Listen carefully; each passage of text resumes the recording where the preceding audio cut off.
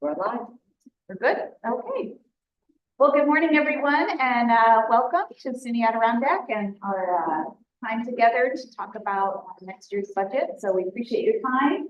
And as always, I'm going to start with just a brief update on what's happening at the college overall, and then I'll turn it over to Marie to talk specifically about the budget. So we'll get started. That's what we're planning to do today. First, we had graduation on May 11th. Thank you to Sue Clary and Mike Wild for being there and offering inspirational remarks to our students. It was another great day.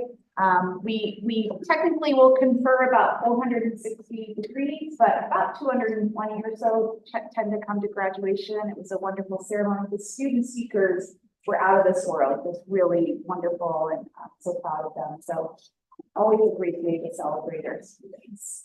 And I just want to, it looks like the name is cut out. I want to share just a quick story. This is Lafayette Timothy. And, sometimes we find out very interesting ways that students make their way to us. Lafayette is originally from Nigeria. She came to the Sagamore to work, as many of our J1s do, over the summer in 2019, and she ended up emigrating here to the States. She met her husband there and they worked together at the Sagamore, and she got married and was thinking that her career path was going to be hospitality based on that experience. But during her time at the Sagamore, she decided that that wasn't necessarily her dream to going forward. So she enrolled with us in our accounting program. Lafayette told me, I got to sit next to her at one of our award ceremonies. She, by the way, was a New York State all academic team award winner for Phi Theta Kappa, which is our honor society, the national, actually international honor society. And she told me, she said, I took advantage of every single support service on this campus. She was at our math lab, our reading and writing lab, and she could not say enough about our faculty and staff and how much it helped her to be able to achieve.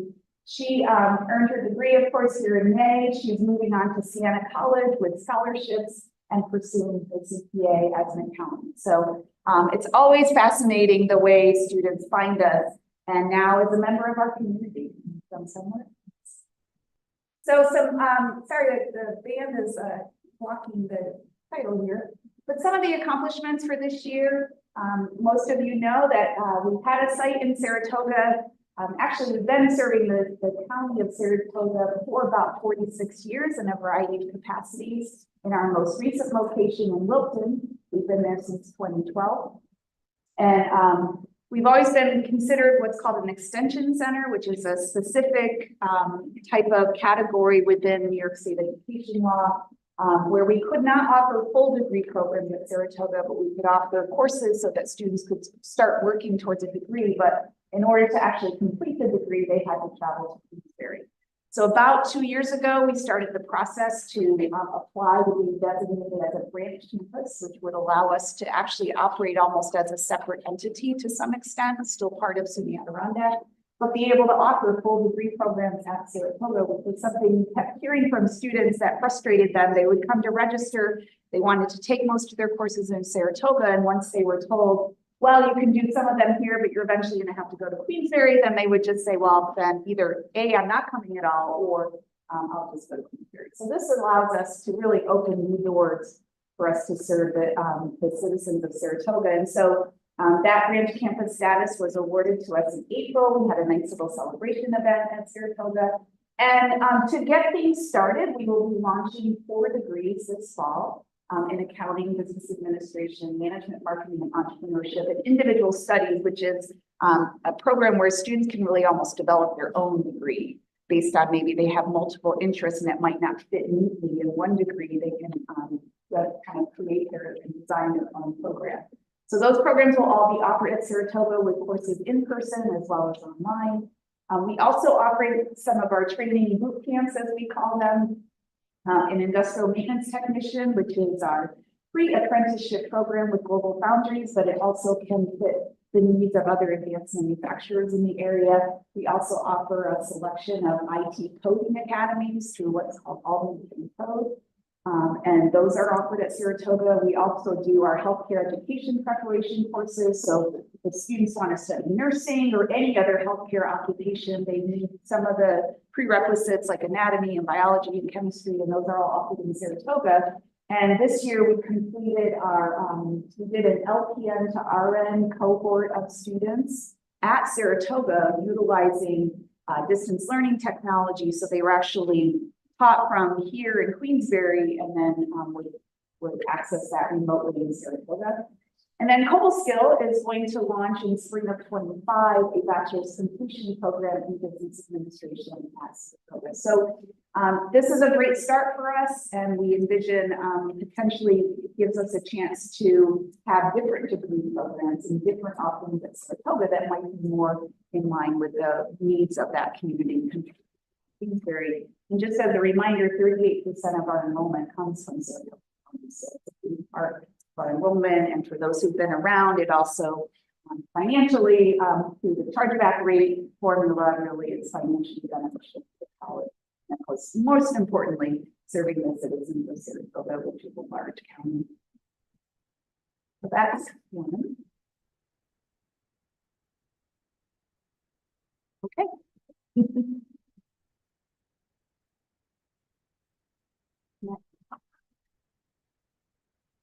Sometimes it needs waking up, I guess. In the workforce development area, you've heard, some of you have heard me talk about this. This is finally in place. So we're offering our first HVAC training program. It's a 12-week program this summer. I think it starts next week. We advertised it, and within 2 days we had a waiting. So clearly there's a need, and we expect to continue to offer those as we can. We're starting a little bit small because we've never done this, and we have a new instructor. We want to make sure everything goes well. But to me, what's even as exciting is that partnering with 773 Plumbers and Steamfitters Union, their location here in Glens Falls, the training will actually occur at their facility, which has really been a great opportunity for us to partner with them. They've been wonderful about allowing us to use space virtually for no fee, which is even the best. And so we're excited about to see how this progresses over time. New this fall, we'll be offering AI, artificial intelligence, through Albany Penn Code. As I mentioned, we have some of those coding academies. Because everyone's talking about AI and its impact on our world. We just got back from a conference all about AI and its impact in higher education. A little bit mind-blowing here and there, but we're excited to be able to figure out how to use it positively and how to help all of us do our work even better. We also will be offering, this is interesting, this came directly from employers. We have a manufacturing, a STEAM roundtable. We gather the manufacturers from the area periodically throughout the year to help advise us on curriculum and talk about things they're seeing and how the college might be able to help support their employees. And one of the areas that they're finding is that just fundamental math and computer skills for some of their employees are lacking. And so we're going to be offering some short courses to help some of their incumbent employees as well as prospective. This past fall, we received a grant through SUNY for $1.25 million. It's called the Future of Workforce, and this one is specifically in healthcare careers. So that grant has kicked off in January. Since January, just in a short period of time, we've already provided support services to 200 students who are enrolled in a variety of healthcare training programs, everything from our registered nursing program through to some of our shorter non-credit programs in CNA, PCA, which is for patient care assistance and home health aid. And so the services can be anything from tutoring services, support academically, as well as supporting their out-of-class needs for students that are lacking rent money, or maybe they're short on gas for the month. Whatever we can do to help make sure students can get to their education, we can provide some of those services. And we're partnering specifically with Port Hudson and Wesley Health on being able to support those training programs. Enrollment overall, we're on target to meet our 23-24 budgeted enrollment goal, which is good news for us, of course. In the fall, we saw an increase in new students enrolling at the college, which is always a good trend to see in terms of attracting new students and increasing enrollment. We also had an increase, which is a good trend as well, of those who had stopped out maybe a few years ago, pre-pandemic, during the pandemic, and now are returning. That was the population that's pretty large, and that nationally, even the trends where those students were just sitting out. Some of it based on, it could have been COVID related. It could have been that they were now seeking full-time employment. We know, of course, we're in a full employment market, which does tend to decrease the number of students who go back to school. So seeing that number go up is a good trend for us as well, and it's good for the community. In the spring, we also saw an increase in new students. In fact, the number of new students we have is the highest number we've had since 2018. So again, kind of resetting to pre-pandemic levels is really what our goal has been, and that seems to be starting to play out a little bit more. And we offer over 100 courses in 23 schools in our college and the high school program, where students take our courses through teachers that are qualified to teach our curriculum and credit. For fall 24, of course, there's still a long ways to go from now until the start of classes, but our applications have remained ahead of last year pretty much throughout the last several months. So that's a good trend to see. And we also, again, that adult learner, as we call them, those that typically are in their 20s, we've been seeing a pretty steep decline in that interest area and interest from that population. Again, full employment tends to have a relationship to that, but we have seen double-digit increases in applicants in that age group of 22 to 29. So we're starting to see the reverse trend of that, which is promising. It also should be noted that we talk about enrollment, it's not just in our credit programs. We've had a 36% increase in continuing education enrollments, workforce-related personal enrichment, those types of things year over year. So positive traction going forward. So your enrollment number, you said we met the budget number or whatever. What is that number, and what is the expected number that we're using next year? So the number for fall 23 was I think 2,733. Don't quote me exactly for headcount. We're conservatively projecting for fall 24, just because that's a better way to do your budget. And so we are projecting to be about flat for the fall, but so far it looks like a trend at least is showing that we might be ahead for the fall. So we're looking at about the same thing. Yep. One other thing. Oh, sure. Have you got any demographics on the continuing ed growth age? It spans. I can certainly get that for you. I don't have that off the top of my head. We typically serve, and we always kind of say 80 to 80. Between some enrichment programs and also senior lecture series. And then most of the workforce development programs are people in their 20s to 30s. Those that are looking to either retrain or train. That's really some of the community engagement stuff. So With that? That's really some of the community engagement stuff. Yeah. Yeah. I think we'll fit you in, but I actually have done that. Back up. You could instruct something too, I did that. You may have seen the announcement. We had 3 new dual admission agreements signed this semester, which really clears an even better pathway for students who are looking to transfer after they finish at Senior Adirondack. By the way, 60% of our enrollment are in programs that are meant to be transfer-related programs, and that's been a trend for us for a very long time. So although we talk about workforce development, we have 2 primary missions really to help students prepare to transfer on, and of course, prepare students to go right out and work.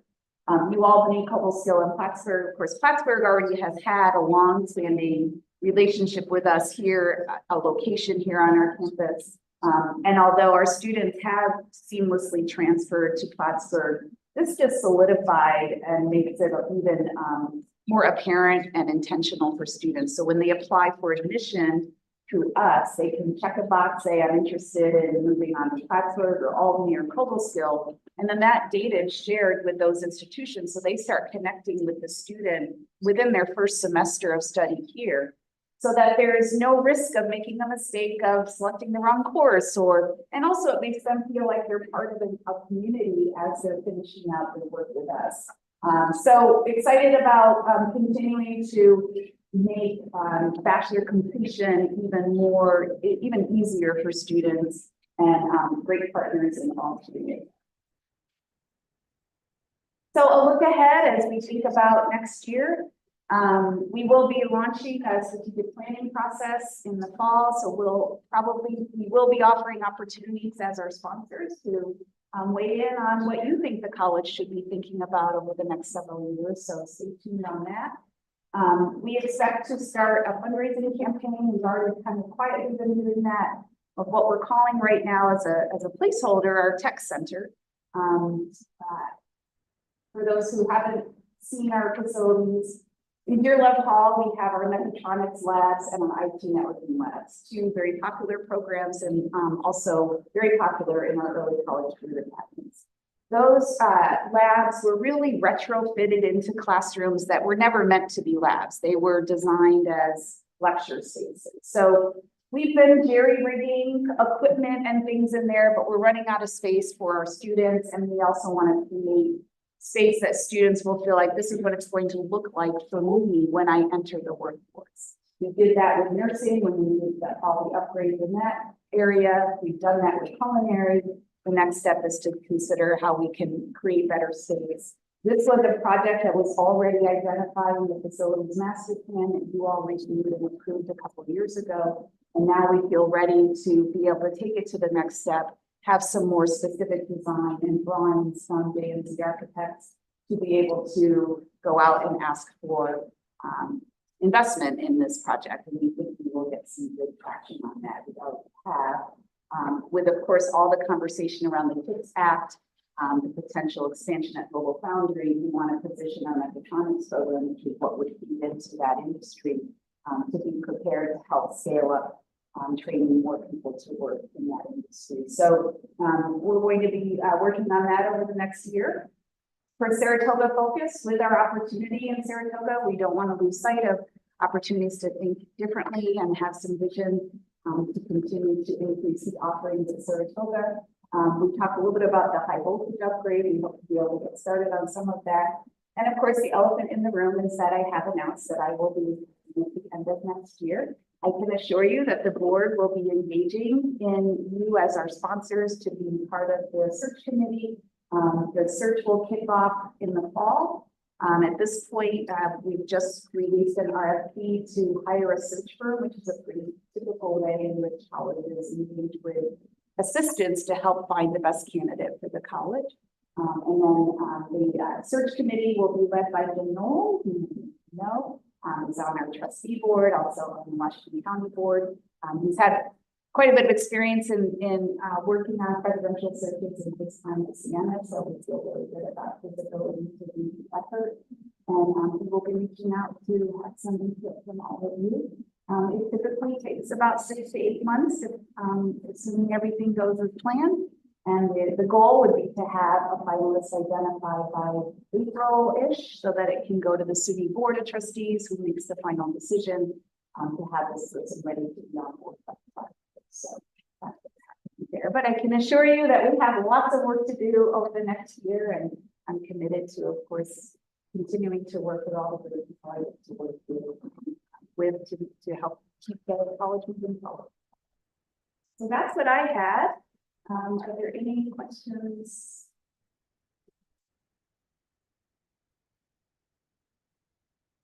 All right, turn it over to Emery. All right, thank you. Thank you, Dr. Duffy.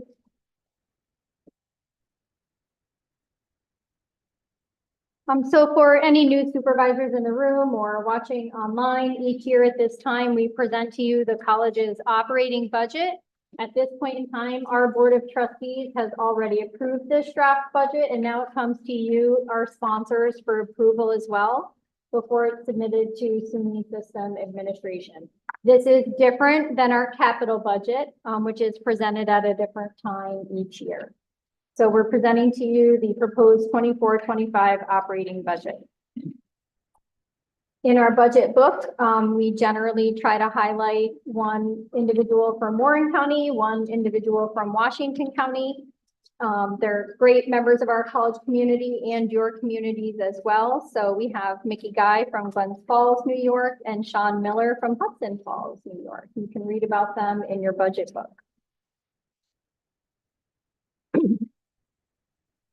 Our total operating budget, I think important for you to know, SUNY Adirondack has been and continues to be good stewards of its resources, appropriately expanding and contracting the budget as enrollment grows and declines, and continuously looking forward to ways to manage our expenses.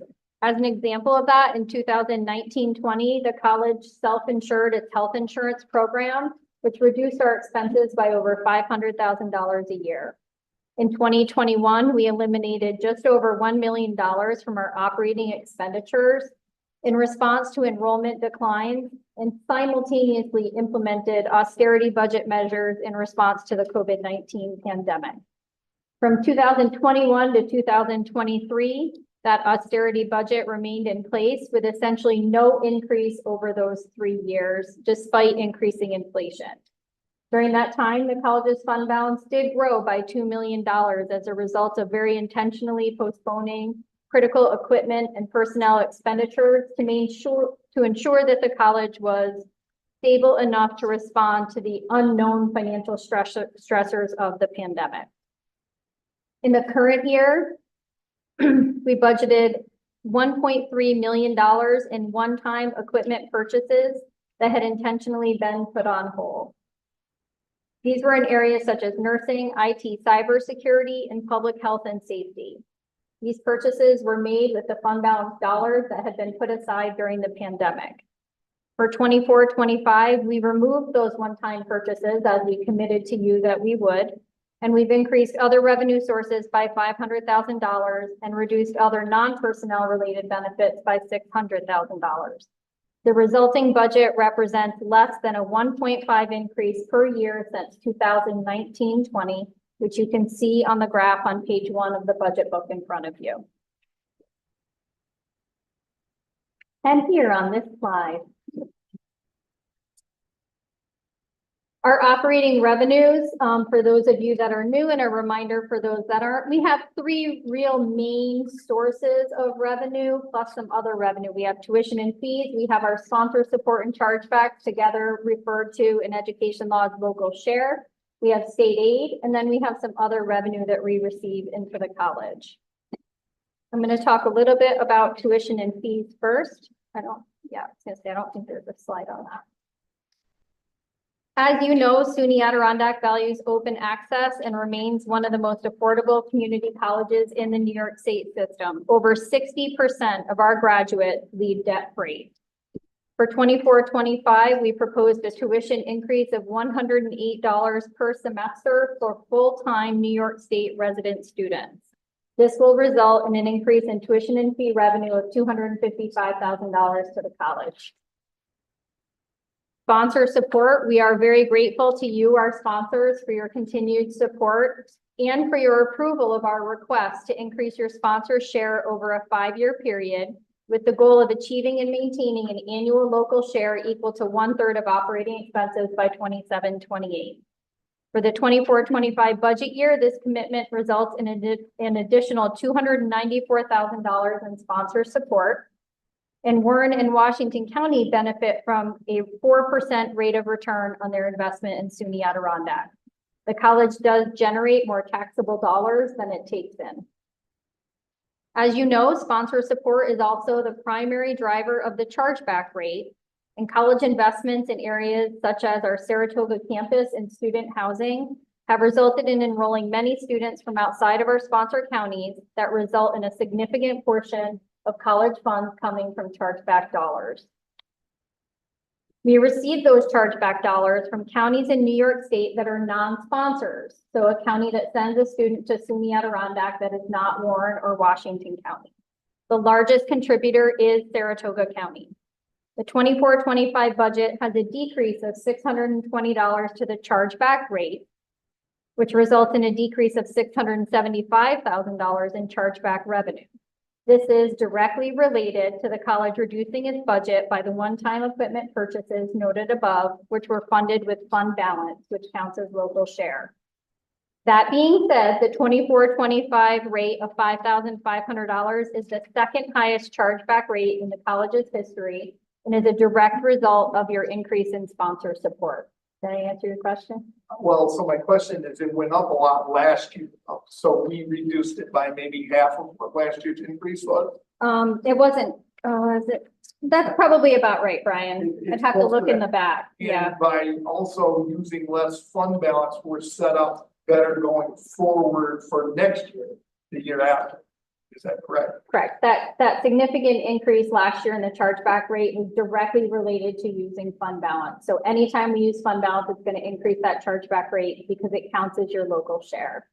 So we expected it to go down when we removed those chargeback dollars from the operating budget. However, even though it went down, it's outside of last year, this year's rate is the highest in the college's history as a direct result of your increasing your sponsor support. And but going forward, by not having to use fund balance, it'll be more sustainable going forward. Is that correct? I think the answer to your question is yes. I don't expect it to dip down as long as your sponsor support continues to remain strong. Thank you. You're welcome. State aid, the state budget appropriated 100% of the 23-24 approved base aid, which results in the fourth year of flat funding for New York State's community colleges. An additional $8 million for those colleges was also approved, but at this time has not, well, at the time of writing this budget, we did not have information as to how we would receive those funds. We did receive it yesterday. We were instructed by the SUNY system administration not to include it in this budget document because it was unknown at that time.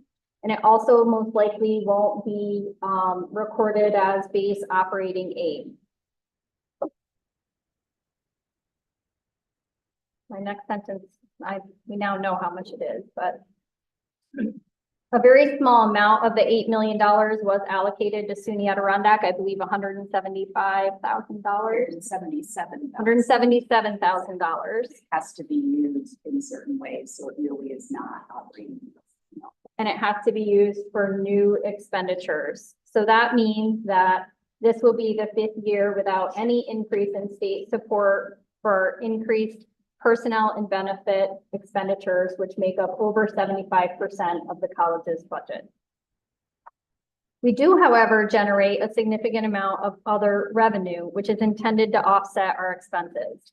This revenue comes from sources such as interest, rental of real property, and revenue from our auxiliaries, the Faculty Student Association, the Adirondack Housing Association, and the SUNY Adirondack Foundation. The 24-25 budget includes an increase in other revenue of $515,000. This is a result of consolidating administrative functions between the college and the FSA, increasing that auxiliary support back to the college, and implementing new cash management tools that have helped us to really maximize on the short-term excess cash that we have throughout the year. Any questions on our revenues? Okay, we're going to talk quickly about our operating expenses next. The college really has three main types of operating expenditures. Our incremental operating expenditures focus on stability and continuing our existing commitments. As I'm sure you can imagine, that's the majority of the college's budget. The proposed change in budget for this category is $1,059,000 or 3.3%. Approximately $560,000 of that $1 million increase is due to a sharp increase in health insurance expenses experienced in 23-24. As you know, we are fully self-insured for our medical expenditures, and we expect to receive 2 to 3 spikes in medical spend over a 10-year period. As a result of active cost management strategies, the benefit costs experienced by the college have been relatively flat since 2013-14. Our budget for fiscal year 24 is $6.4 million for that category of expenditures, and the actual expense in fiscal year 14, 10 years earlier, was also $6.4 million. We run a 10-year average of about 6. So that's pretty good. I don't know too many people that can say over 10 years their benefit expenditures have remained flat. The next portion of our budget is really about strategic investments. We very intentionally try to put aside a portion of our budget every year to fund strategic priorities and new growth initiatives. It's a small amount, about 1 to 2% of our operating budget. To ensure those resources are used wisely, initiatives funded by those dollars are piloted for a short period and reviewed annually. During the pandemic period of 2020 to 23, we paused nearly all of those strategic investment dollars. And for 24-25, we proposed $288,000 in initiatives such as enrollment systems, which provides communication strategies for recruitment and retention, and maintaining dedicated advisors to support student success. This represents less than 1% of our total operating budget. The last main type of operating expenditure that we have is equipment. As I mentioned, we removed the one-time $1.3 million equipment purchases that were in our budget last year. And for 24-25, we've reverted back to a more level amount that aligns with our long-term strategic plan. The college also does heavily utilize grants from federal and state sources to continuously refresh equipment in our nursing health science programs, which are essential to the local community. We'll wrap the conversation up with our unrestricted fund balance. We are budgeting to use a very small amount of our unreserved fund balance for 24-25. This will essentially use the remainder of the austerity spending fund balance that had been put aside to spend after the pandemic. And those funds were appropriated in this year's budget. They are $333,689. The remaining unreserved fund balance will equal $2,260,355, the graph of which you can see on the screen in front of you. Of particular note, the college also has a reserved health insurance fund balance. It's currently at $2,117,131. It represents the recommended balance of 6 to 7 months of the college's total healthcare spending. And this reserve, together with our stop loss coverage, protects the college from the impact of high cost claims throughout the year. Oops, excuse me. We have nearly no change in grants from one period to another. Grants for 24-25 equal $2,538,336. So in summary, the proposed 24-25 budget is a reduction of 2.6% compared to 23-24. Our personnel and benefit expenses total 75.7% of the budget request. This is materially below the 80% benchmark established by SUNY and the College Board of Trustees, and really the benchmark that's used throughout higher education. We are a people business. Students will fund 39.2% of all revenue. That is an amount greater than the 1/3 expectation established by New York State education law. And most importantly, as a result of your commitment to increase the sponsor share over a 5-year period, your sponsor contribution has increased from 12.3% to 13.5% and enabled us to keep the increase to students about 1% lower than we would have needed without that. So instead of a 5% increase in tuition and fees, we were able to do 4% this year. In summary, we're asking our sponsors to approve the proposed 24-25 operating budget of $32,305,829 and a restricted grant budget of $2,538,336 for a total budget, including grants, of $34,844,165. Are there any questions?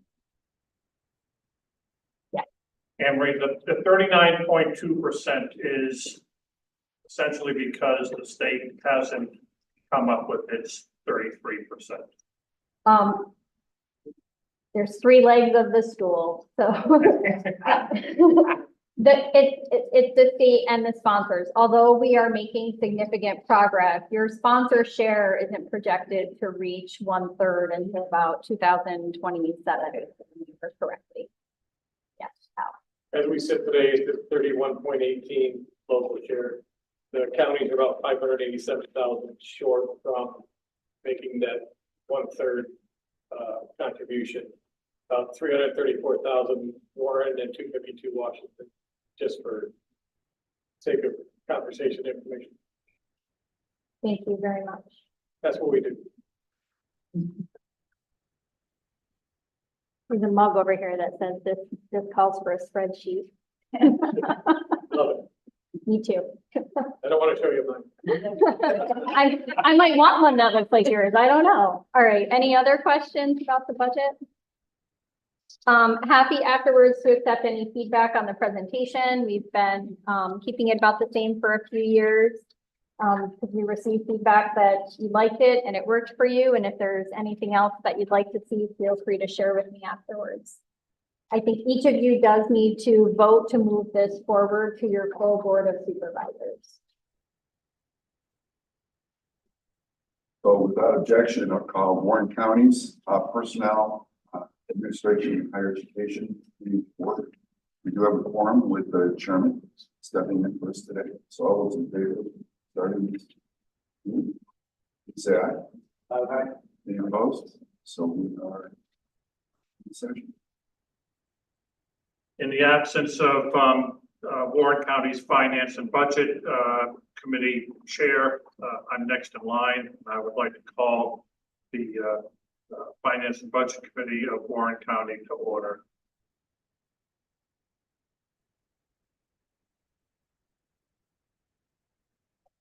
And all in favor? Aye. Any opposed? Great. So I'd like to call the Washington County Adirondack Committee to order. So, Okay.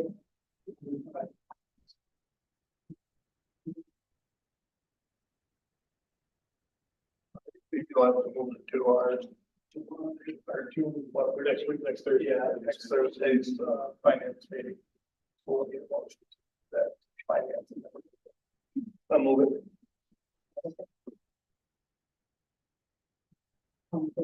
Aye.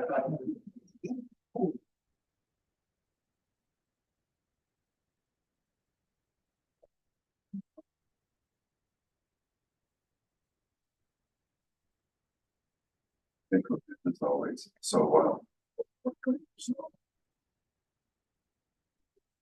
we have a motion to bring this to the forum. Second, John McGarrett, thank you very much. Any questions, comments? All those in favor say aye. Aye. Any opposed? Okay. I would like to make a motion to move this matter to the next Finance and Budget Committee meeting. Oh, Finance committee. okay, so to move that to the board. Okay, thank you. A second. All in favor? Great.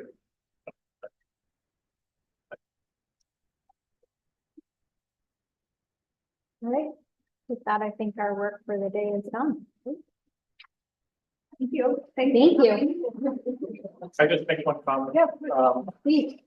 I don't know how many more meetings we'll have with Dr. Duffy. I wanted to wait till after Oh, you got a whole year. the meeting, but we'll have plenty of opportunity to do that. Thank you. We do usually meet as a joint county event in September to review the college's annual capital request. And I don't think that we will have one that we're bringing forward to you in September this year, because you are currently considering the one high voltage request that we do have. So we'd like to use that meeting as an opportunity to refresh ourselves on how community colleges in New York State are funded, maybe some items in the college's strategic plan and things we've accomplished, the facilities master plan, which really touches on our infrastructure needs. Take a tour of the campus if you'd like.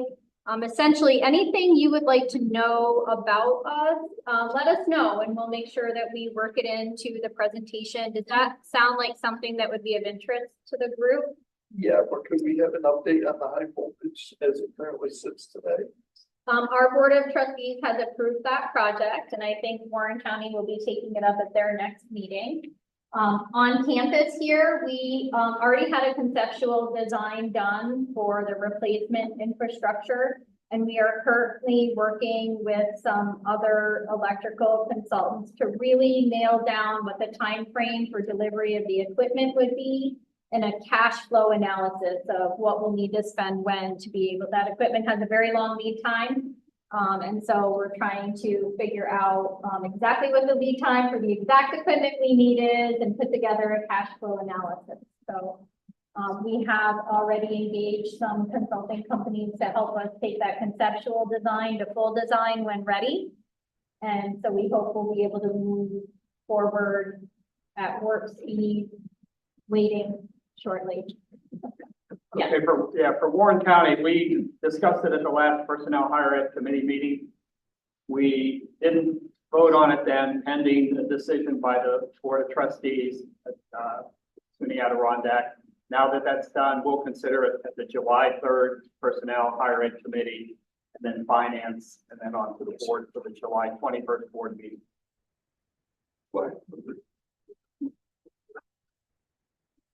And especially to Emery's point, for some of the new supervisors on each board, it might be great to have them kind of get a primer on what I call community college 101.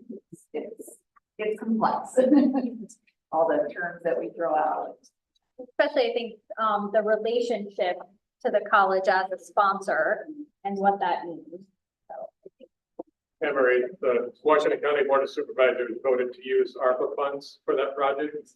So if we're not going to be the contract by December 31st, I would need to know, because that would change things drastically. We have to be encumbered by December 31st on ARPA. We'll figure it out. Thanks. we'll get it done. Thank you. I'll call you later. I've been called worse.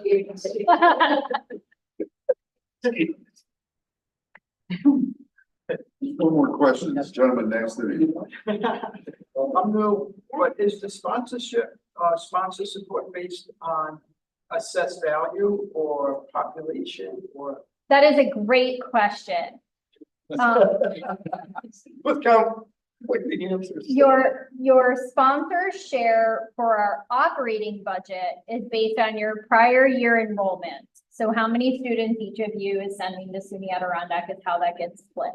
When it comes to capital, our infrastructure, your sponsor share is split based on an agreement between Warren and Washington County. All of this, by the way, is an agreement between Warren and Washington County that the college just helps you administer. Even the split of the operating budget sponsor share. That's an agreement between the two counties that's been in place for my entire time here. Your capital share is usually split based on your equalized assessed values. We currently sit at 70-30.